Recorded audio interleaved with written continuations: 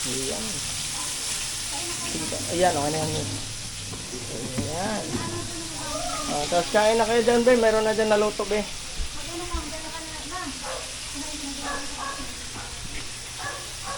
Ayan na. Alright. So, tuloy lang ulit tayo sa ating pagbablog. Go!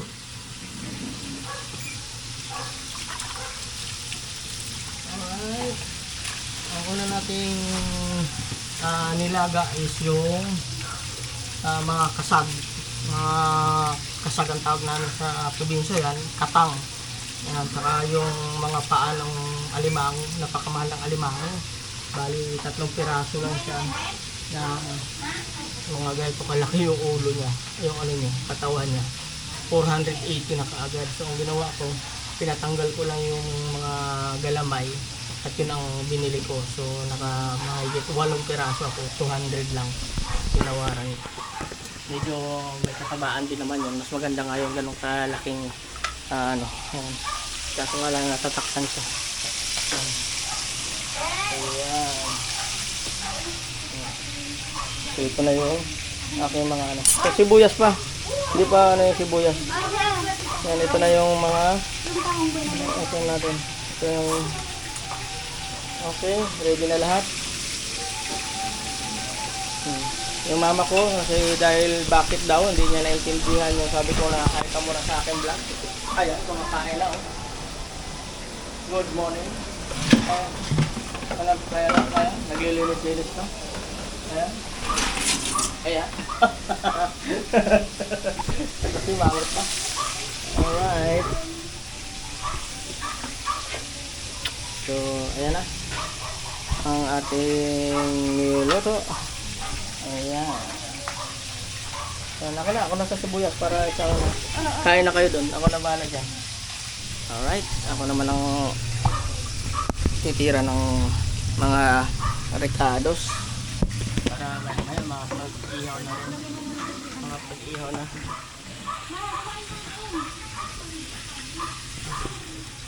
Pag-ihaw na tayo ng isda, yung mga malaki isda naman. Kasi bumili din ako ng malaki isda.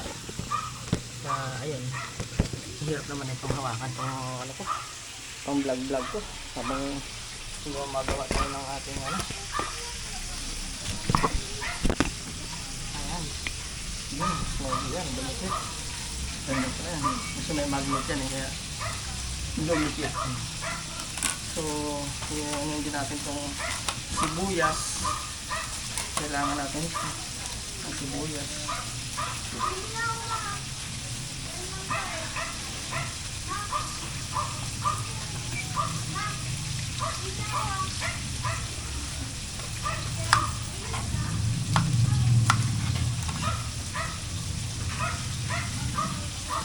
Kumain na kayo, be?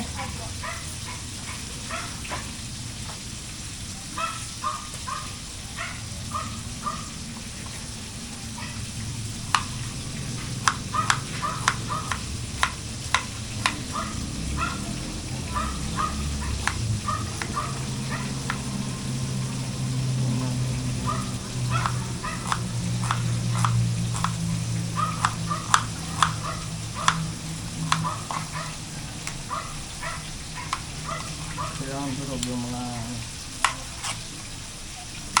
recados para masarap ang pagkakaluto.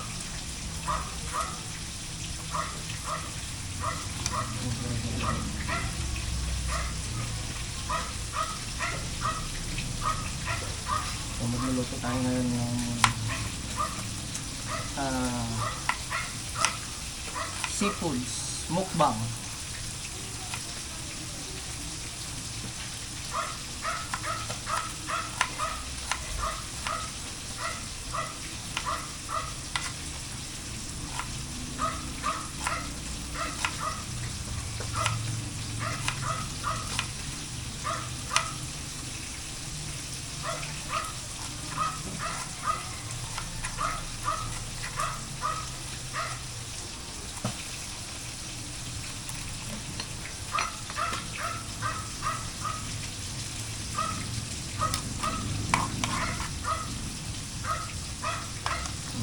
loob mo pala ito.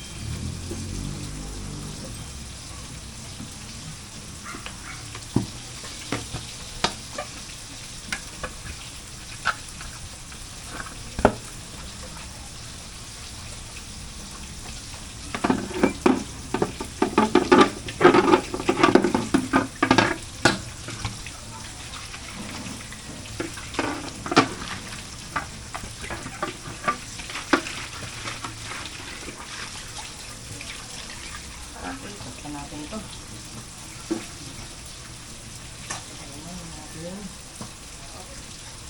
Dito na banda.